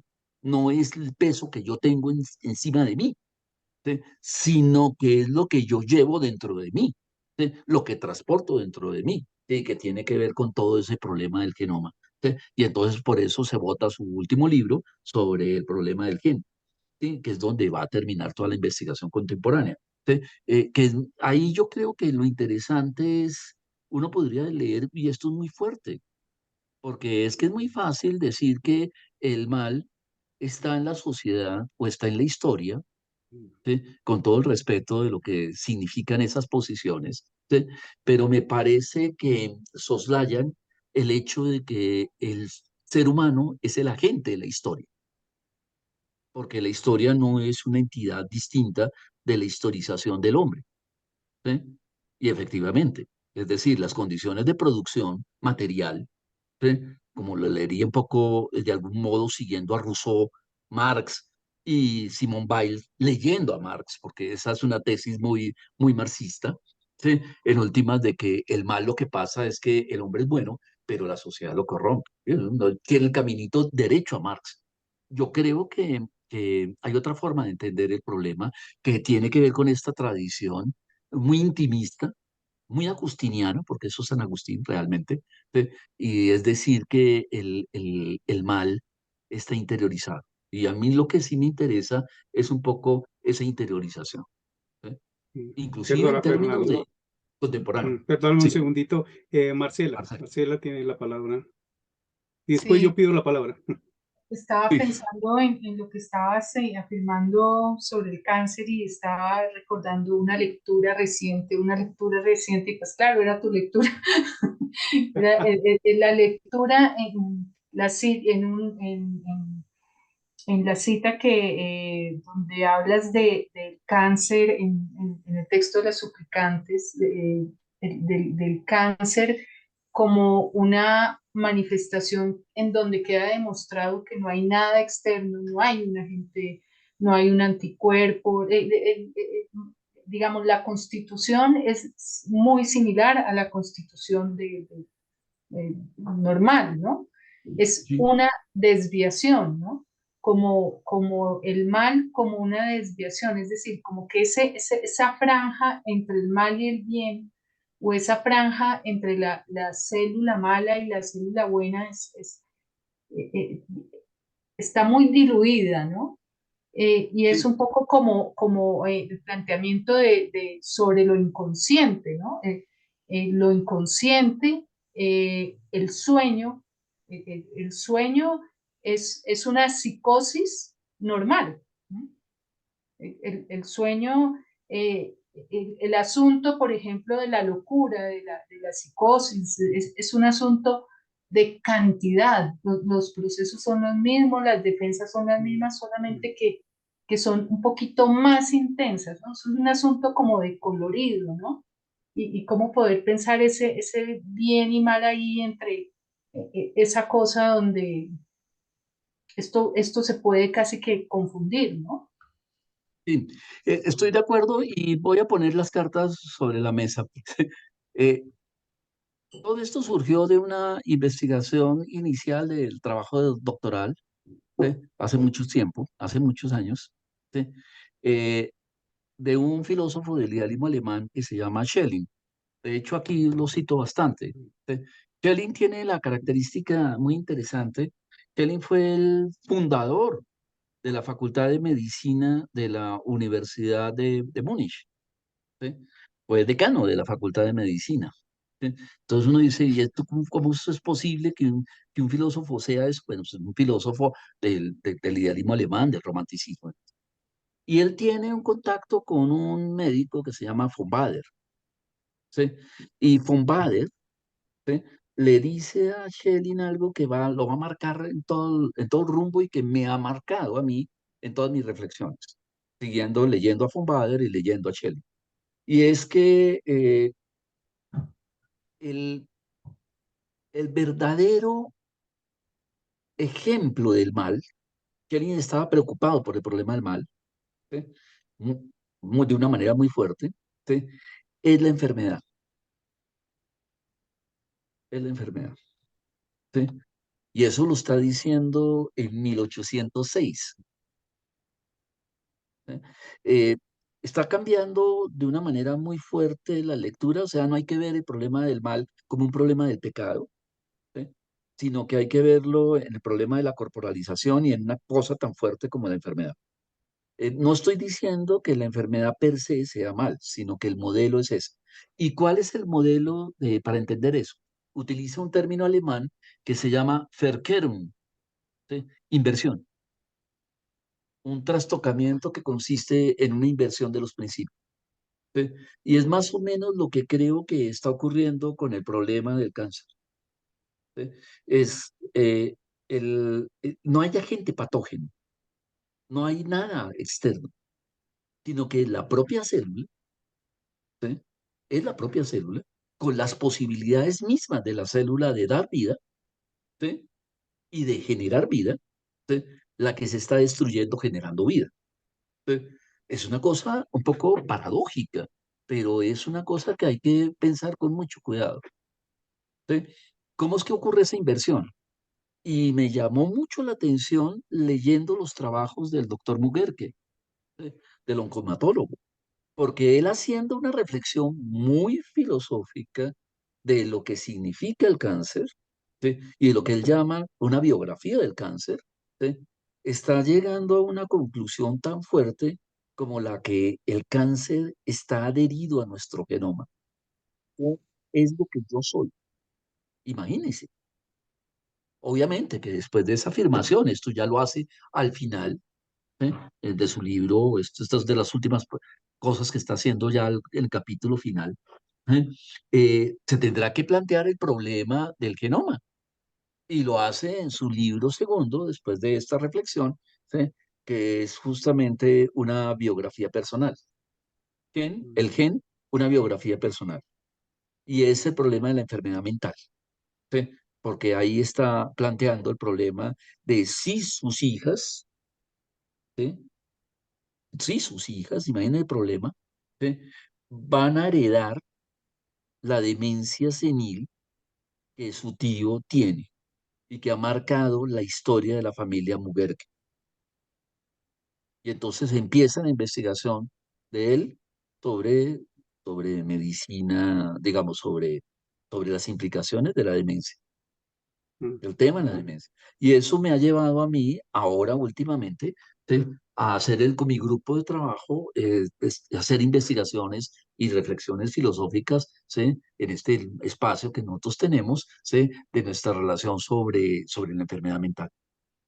¿Sí? Súper Es decir, interesante, Fernando. Sí, perdona, y yo quisiera, antes de darle la palabra a Eduardo, que está levantando la mano, pero es el tema de la divinización y autodivinización que lo menciona tanto, y es que Heidegger y Jung vayan a tomar ese poema de Nietzsche, del desierto crece, como una metáfora de la pérdida de conexión con lo divino.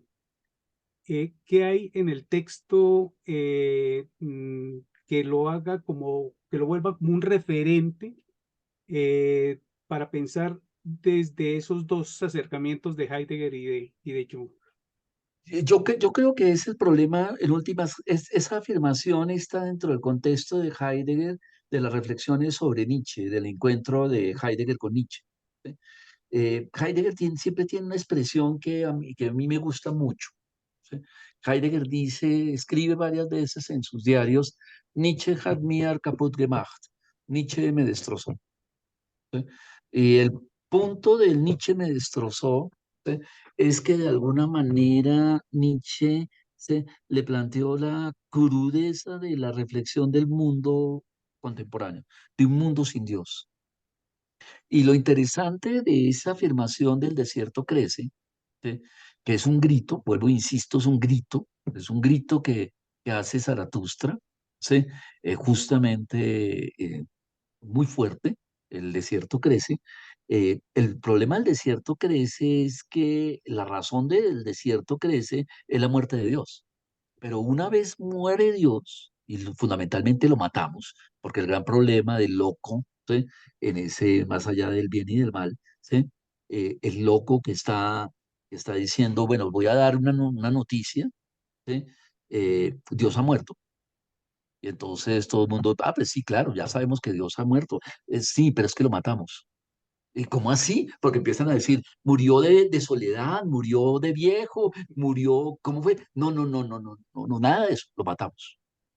Lo más grave de la muerte de Dios no es la muerte misma de Dios, sino el hecho de que una vez anunciado eso, Dios va a seguir apareciendo, pero como fantasma. Y es lo que viene después con toda la lectura de Superhombre, ¿sí? Es decir, de una autodivinización del humano, que me parece que es lo que estamos viviendo en el mundo contemporáneo. ¿Sí? Es decir, la gente dice, no, yo no creo en Dios, ¿sí? Pero creo, ¿sí? En Maradona, creo en un resto de cosas, se han armado un resto de cosas, sí, sobre la vida religiosa, sobre la divinidad, de nuestra relación con la divinidad, que es realmente un endiosamiento de la subjetividad. Todo el mundo se cree Dios. Y bueno, y cuando ocurre eso, estamos en la vía del fantasma. Y me parece que Jung, ¿sí? Es muy consciente del impacto que tiene la pérdida de los dioses en el mundo contemporáneo, en su mundo. Y el peligro de una subjetividad que ha perdido la referencia divina. ¿Sí? Que no tiene que ver con ese endiosamiento mío, ¿no? Porque en últimas, la invención de los principios es que el que era, el que debería estar, digamos, con un límite limitado, se vuelve ilimitado.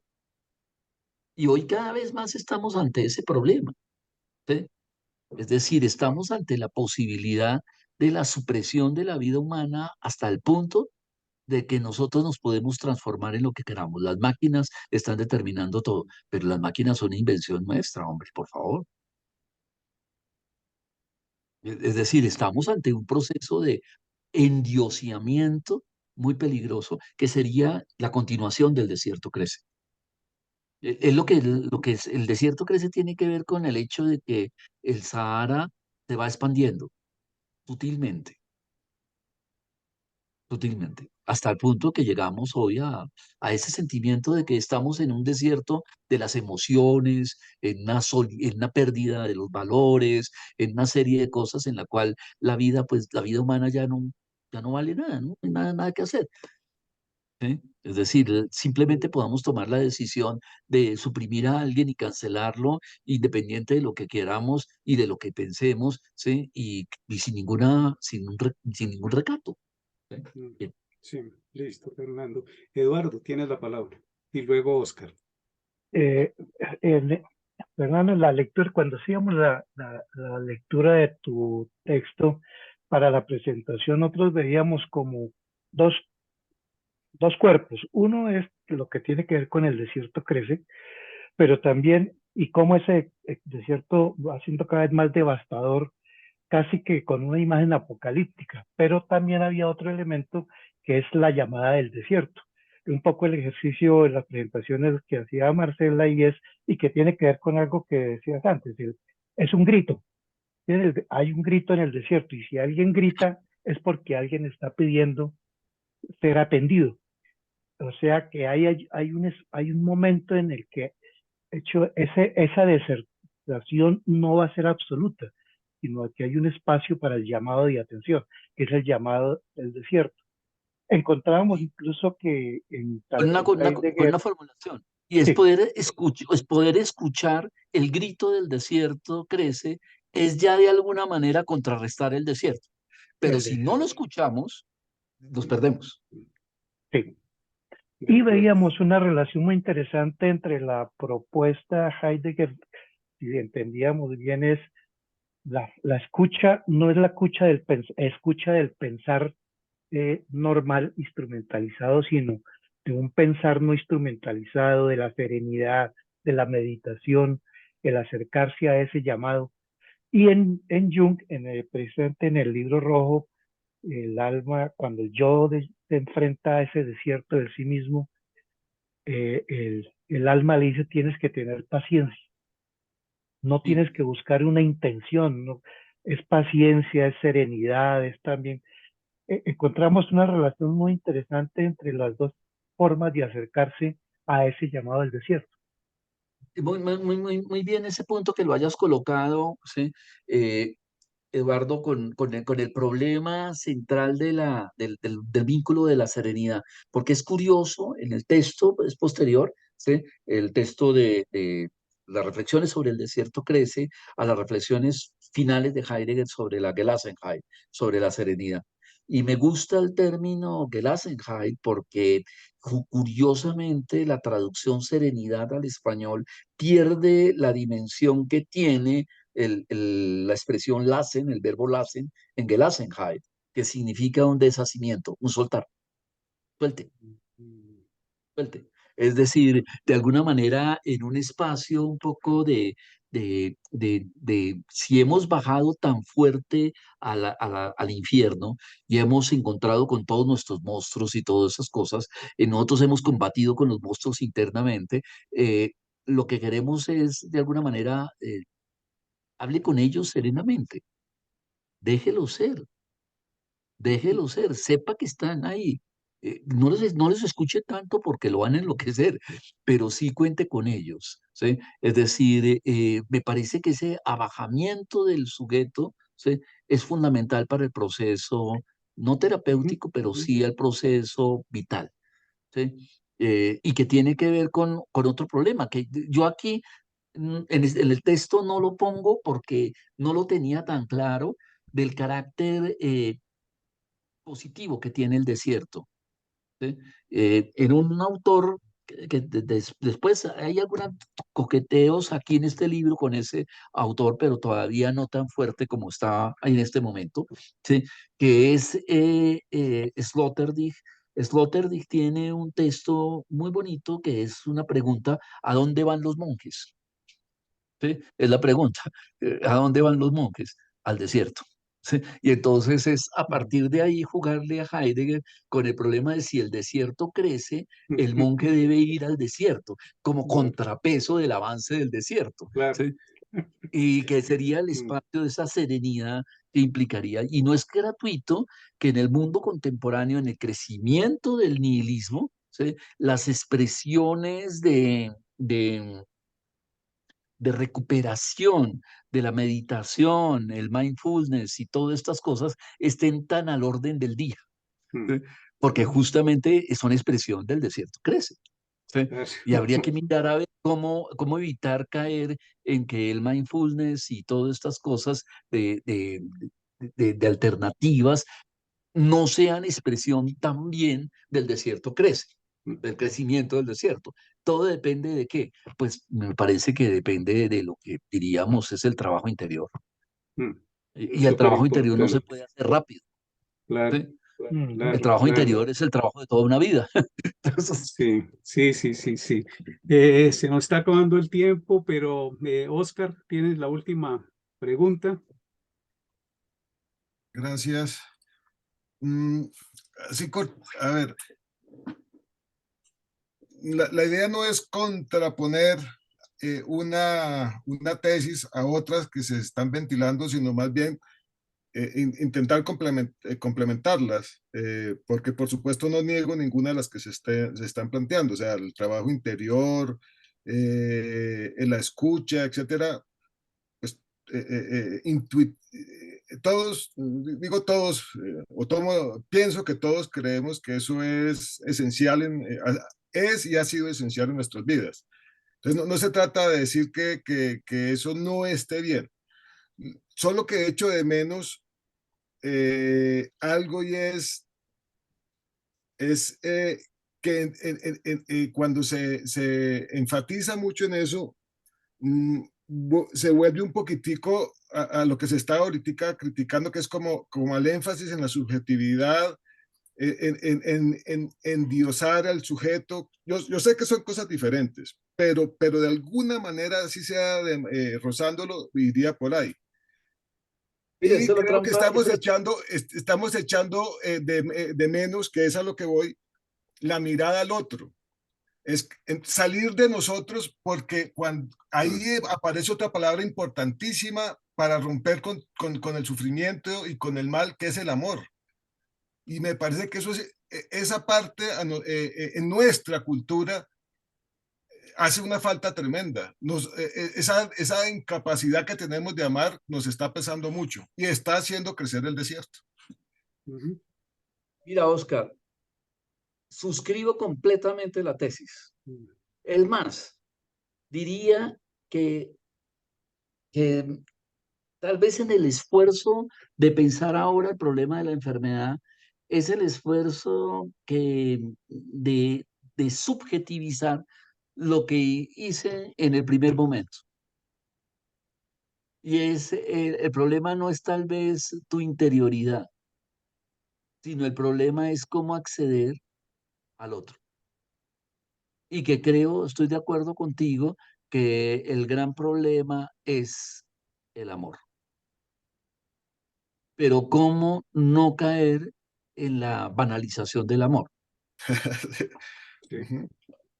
que sería el otro problema, porque estoy de acuerdo que la subjetivación aquí es peligrosísima, porque en la interioridad entonces pareciese que la solución es un ejercicio del trabajo tuyo contigo mismo Un y que ejercicio tú solipsista te ahí salvas, que nos aísla y aísla. Y el gran problema es que me parece que el gesto del amor, ¿sí? Vendría, y les confieso que ya me han tentado varias veces y dice, bueno, haga ahora lo mismo con el amor. ¿No? Todavía no creo que esté en condiciones de mi itinerario intelectual, para poderme plantear el problema. Y ciertamente un lugar importante es, si hay una gran objeción hay unos varios ausentes en este texto, pero creo que hay un ausente imperdonable, y es Simone Weil. Estoy de acuerdo. Es decir, no hay una sola cita de Simone Weil. Y creo que le debo un capítulo a Simone Weil en ese punto importante. Pero yo creo que ya expliqué un poco de cuál fue el derrotero no seguir por Rousseau, porque me llevaba a Marx y eso sí me espanta, ¿sí? Pero creo que el rodeo para evitar el determinismo histórico marxista de las condiciones de producción, de la vida y todas esas cosas, ¿sí? Históricas, ¿sí? Puede ser por vía Simone Weil, ¿sí? Y de Y pronto una mirada en Simone Weil, el amor, ¿sí? Y habló tal sobre la vez, esperanza. eh, Creo que decía que tal vez no sea optimismo, es difícil ser optimista, pero tal vez sí un poquito de esperanza aparece en ese escenario. no, Pues no, claro. y hacerlo por Jonas y el principio de esperanza, el principio de responsabilidad también. Sí, eso también digamos, esa tradición no está presente en el texto y no ha estado presente hasta ahora. Sí, en mi decurso estoy dirigiendo una tesis justamente sobre principio de esperanza, sí, que va por esas líneas. ¿Sí? Yo prefiero, como siempre uno es medio terco, ¿sí? Yo prefiero hacer el rodeo ahora por la idea de la consolación, por la idea de lo que pasa en el principio que les dije que estoy escribiendo en este momento y que espero que el producto sea pronto, ¿sí? Que es el problema del consuelo. ¿Sí? Mm, mm. Ahora estoy trabajando consuelo, que tiene que ver con deja de llorar y habla. Ese sí. Yo Listo, que quisiera Que, decir que algo al respecto. bueno, Yo sé que eso. se nos A ver, acabó el Nelita. tiempo. Sí. Yo voy a decir algo muy breve, realmente, pues además de que agradecerle a Fernando la riqueza de la conversación. Como habíamos trabajado la parte del libro en sesiones anteriores, yo me centré en el artículo que tú enviaste. Yo le diría a Oscar y a todo, ahí están las respuestas a mucho de lo que se está planteando. Si Mm. no voy a profundizar, yo sé que el tiempo está absolutamente, eh, ya estamos marcando en rojo, pero me pareció de una riqueza inmensa, me dio esperanza, disfrute, terminé, claro, pues, leyendo a Eurípides, releyendo sí, las antes, pero yo solo quería decir en relación con la pregunta de Oscar y en relación con mis preguntas que tenía anotadas para hacértelas, pero yo me centré en ese artículo y no te imaginas cómo me lo gocé, pero así hasta el fondo, lo leí varias veces, tengo mis notas y ahí hay respuestas de los interrogantes que se han planteado. Solamente quiero decir eso porque soy consciente y respetuosa del Dios tiempo. Gracias. Muchísimas no, muy bien. gracias, Anita. Ese, diríamos, es un texto más reciente, ¿no? Sí, me El di de- cuenta. Claro. Y cuando empezamos, antes de que llegaran ustedes, que con Eduardo hablábamos de cómo ese artículo hubiera dado para esta charla, por ejemplo, Sí, porque es ahora. maravilloso, maravilloso, maravilloso. Entonces, yo creo que este conversatorio en general como que ha superado las expectativas que teníamos. El texto a mí me parece súper claro, súper enriquecedor. Pero las reflexiones y les agradezco también las preguntas porque fueron muy buenas preguntas, las respuestas extraordinarias, pero como que le dieron como un marco muy complementario al texto. Muchísimas gracias, Fernando. Te tendremos prontamente por acá de nuevo. Sí. Sí, sí, sí, Chévere, sí. Mónica, que hubieras Podemos, asistido. Sí, dime. podemos cuadrar después, si, como quieran, nos centramos en deja de llorar y habla y Yo digamos creo, ¿ah? Y lo, yo lo del creo. problema del consuelo. El problema del consuelo Perfecto. que es lo que estoy trabajando en este momento. Listo. Ok. De acuerdo. Muchísimas gracias a todos. Gracias Que a estén todos muy ustedes. bien. Gracias, Muchas Mónica. gracias Qué a rico todos. verte aquí Gracias, acompañando a Fernando. tu esposito en Sí. Sí, esta Y bien, charla y tan qué espero, y maravilla. espero que se puedan conectar para nuestra charla el Claro. Del lunes, que ya lunes. tiene los todos ya lo anoté. Claro que sí, Bueno, ahí sí. estaremos. Bueno, un abrazo. bueno, Gracias. Chao, bueno, que gracias. estén bien. Gracias. Abrazos, Adiós. Mónica. Gracias. Un abrazo, Gracias. compañeras.